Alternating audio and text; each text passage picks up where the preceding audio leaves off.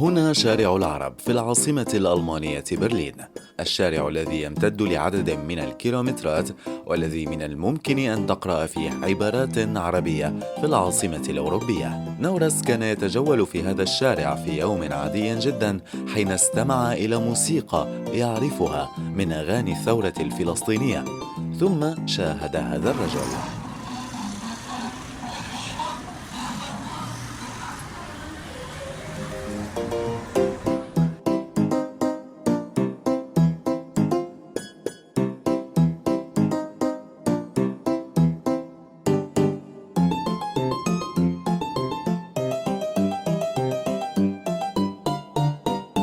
بعد دردشة خفيفة بدأ الحديث مع من سماه نورس أشهر رجل في برلين. أنا مش أول مرة بعمل هيك.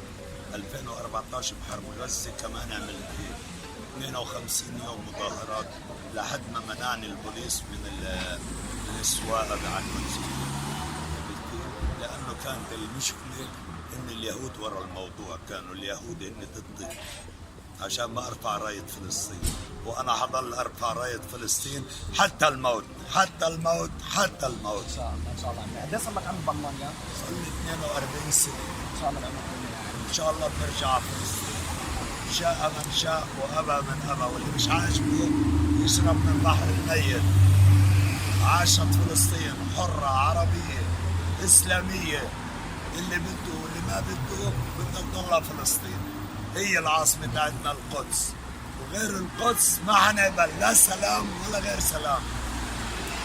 احنا شعب الجبارين، وبإذن الله راح ترجع فلسطين.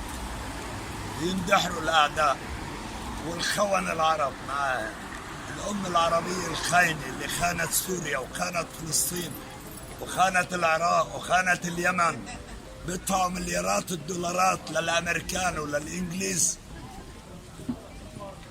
ما بدافع عن الحق وما بدافع عن فلسطين، بدافع عن الكلاب. هل توافق على ما قاله؟ وهل ترى بالفعل أنه يصنع فرقاً؟